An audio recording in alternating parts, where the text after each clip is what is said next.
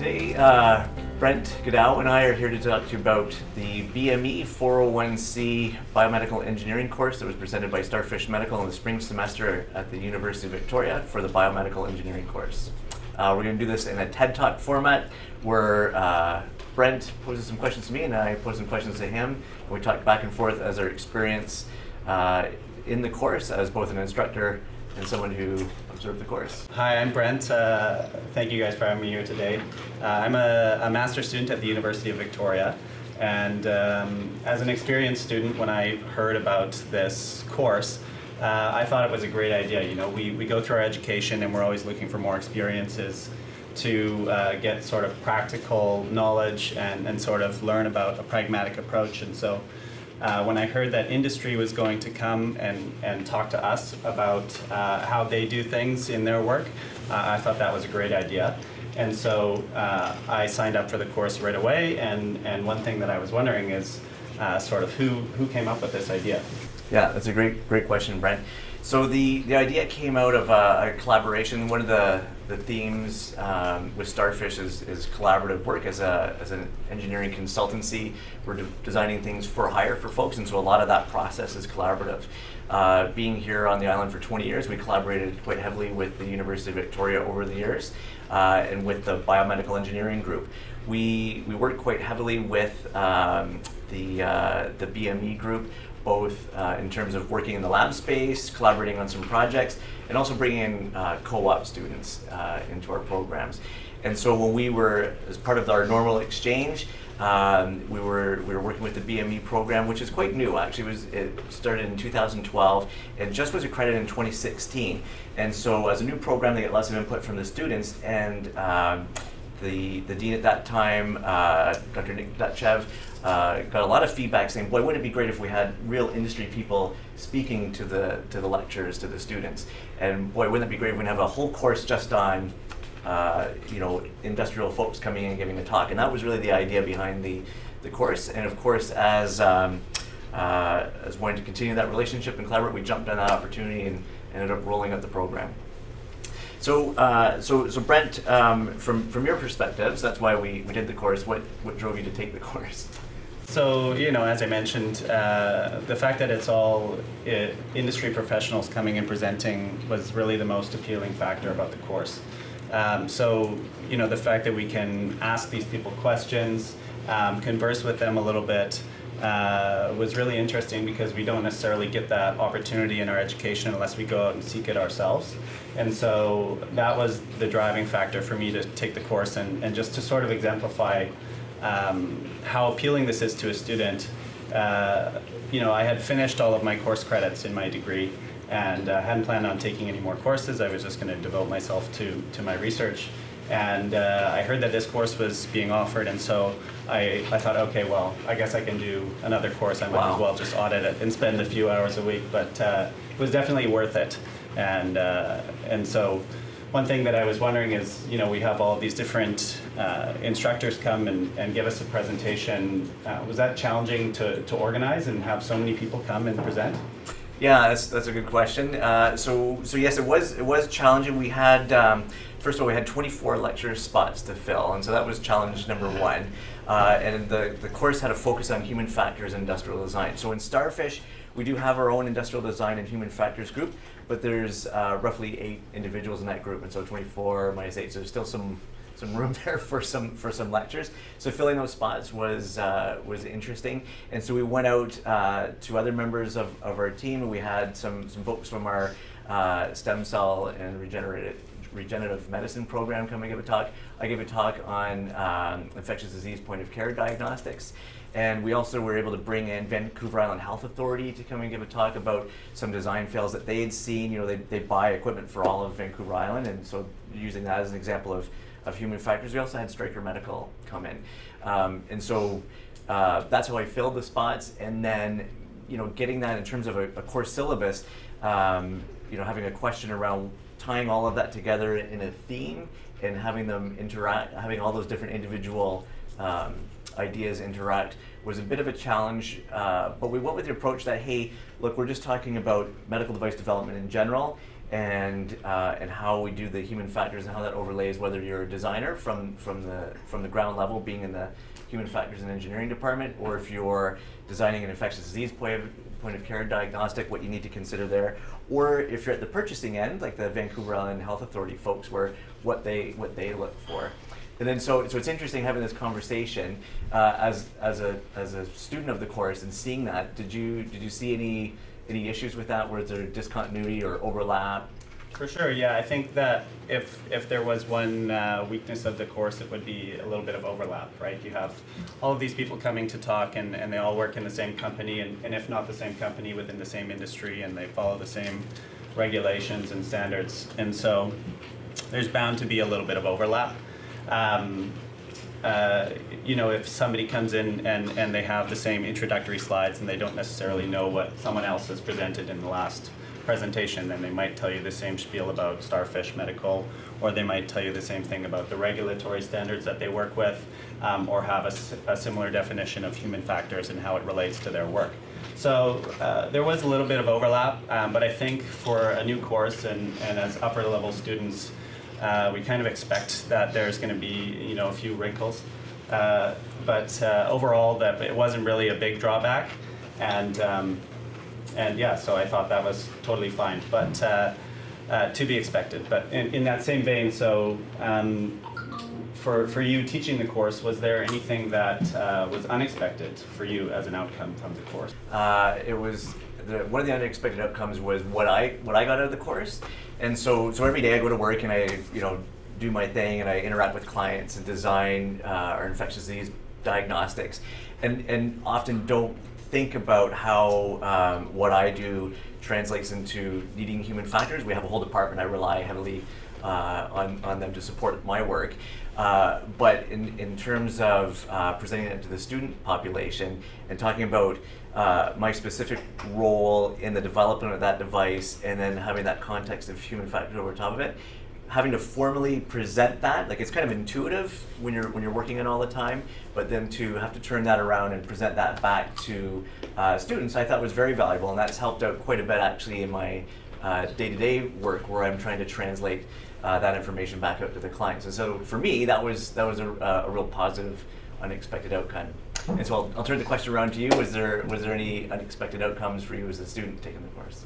Yeah, so this was probably one of my favorite things about the course is this unexpected outcome. So as students, we go through our education and we learn in every course about theory and concepts and how they can apply to engineering, and all from academic professionals.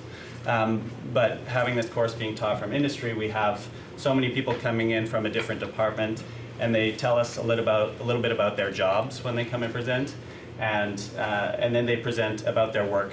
And so we actually learn quite a bit about how a company is organized. And if you're not, if you don't do a business minor or something like that with your degree, you don't really know a lot about organizational behavior. And so that was really interesting. And I ended up writing a blog for StarFish about this course, and I surveyed a few of my classmates from the course and asked them, what they thought about the course, and can you give me some input? And this was a really common theme, is that everyone's like, oh, you know what, I learned a lot about how a company is structured and how they operate and who contributes to what aspect of the design process and how does it go from start to finish with designing a medical device. So that was really interesting, and really something that truly would only come from collaboration with industry and academia between StarFish and UVic. Was there any of the lecturers that helped steer you with the career? Like, are you going to get into infectious disease diagnostics? Maybe, who knows, yeah. So definitely nobody steered me away from any careers, but for sure they got Not me. even the QA guys? Not even the QA guys. So if anything, they made me more excited, right? So these people come and present about their job specifically, and they're very knowledgeable about their work, and they have a lot of different stories and little anecdotes that they can add to sort of exemplify the concepts that they're teaching. And so this is a really engaging way to learn from a student's perspective when they can come and have their own personal take on everything that they're teaching. And so that was really exciting to learn from people who are so passionate about their work. And if anything, that got me more excited about my choice to go through school and to become an engineer. So that was really great. But having all of these people come and present and having them take time away from their busy jobs and take them away from their desk must take a lot of resources. So,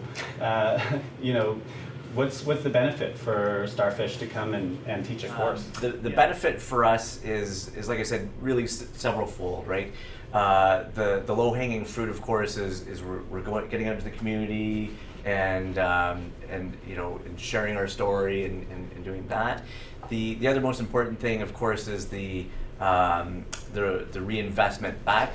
As I mentioned, we collaborate quite heavily with the university on many different levels. And this was kind of a new aspect for us. We often hire co-op students in for a term, but then actually go out and do a formalized course was an interesting opportunity for us. And a worthwhile investment. The investment that I talked about in terms of recruitment, being able to go out and firsthand get to meet potential employees and then to bring them in was a real opportunity. And then the fourth thing, kind of, when you talk back about the unintended consequences, right? So for the instructors ourselves, I know I'm speaking for myself here, but for the opportunity to formally put down what it is that I do every day, and then to present that on a formal level to really bright minds in a fourth year setting was really valuable for me. And so it was really an investment from StarFish into the employees, particularly the instructors that went and did the instructing to invest in them and help us with our careers and presenting our story both internally and externally to the client base. For you, Brent, I know this was the retrospective thing. Was there any top takeaway you would share with the group from taking the course? For sure. I took some time to think about this, and there were three sort of top takeaways that I was able to come up with. And the first is that the design process is really multidisciplinary.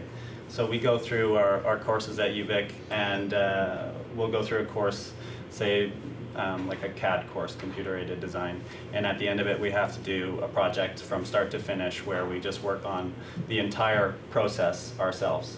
And so seeing that, somebody comes in and they have this contribution to the design process, and then another person comes in and they do the risk assessment part of the process, and realizing that it's really multidisciplinary and that there are a lot of different avenues within engineering and design that we can get out of our education was really interesting, and that was a good takeaway from the course. Another interesting thing relates back to the actual content of the course, is that user input really is so necessary to guide device design. You can have all of the most impressive specifications from an engineer's standpoint with your device, but if the end user goes and they can't find the button to turn it on at the end of your design process, then the device is null and void. You have to start fresh. So that was really interesting. And then the last thing was that quality assurance and regulation and risk assessment is a way larger part of the process than I think any students realize, because we go through and we just get told, this is the regulatory framework for this area of device design. And so we get to go through the design process and say, we would do this regulation, or that we would follow this standard, but we don't actually do anything about it. And so learning how much goes into that was super interesting. And I know for one of my friends in the class, she didn't realize it either, and she is now considering trying to get into this field. And so it was a little bit eye-opening. So my experience with the course, it was a really good learning opportunity to actually see what was out there in terms of in the field, get a perspective on what jobs you could actually get as a BB graduate. As the program is pretty new, there's not a lot of people out there that have experience in working in biomedical fields. So it was good to see what are the opportunities out there, what could I possibly be working on, what are the new things out there, what are companies looking for within them for people to hire. Then, hey Courtney, what was the motivator for you taking the course? I know when I look at those course syllabus? It's like why would you, what drove you to take the course, I guess? So for me, doing school in Victoria, knowing that this was a Victoria-based company was definitely something that I wanted to learn more about. So there's only so much you can look up online, but having the opportunity to hear from those people and hear how people like working there. Is it a company that I'd want to be in? What are the goals of it? What positions do they have? What stuff are they working on? Are you interested in giving a lecture the next time we do the course? Wow, yeah, that'd be really cool. Yeah, I still have lots of friends in the program that are going to be following on after me, so that'd be a really cool opportunity to say how I kind of took the course, what I learned from it, and then how I basically applied all the knowledge that I learned into helping myself get a job here, and then using the stuff from the course here. The main thing I think was learning about a quality management system. All my previous co-ops had no quality management systems, so this was the first one that I first got to learn about in the lecture, and then I now apply that knowledge that I learned in what I'm doing literally every day here. Yeah, it's surprising because Brent, you mentioned that as well, and I heard that from other folks in the course, just that introduction to the quality management system, and we had, I think, 4 talks on quality assurance, and they seem to be very well attended and well received. So maybe we'll do maybe the next one will be all just on quality assurance. It's like a topic that you don't learn within school anywhere unless you are in a company that has that, but they focus so much on the technical in classes that you don't get to see what really goes on behind the scenes and all that extra work past the technical aspects of a project. Oh, that's very good feedback.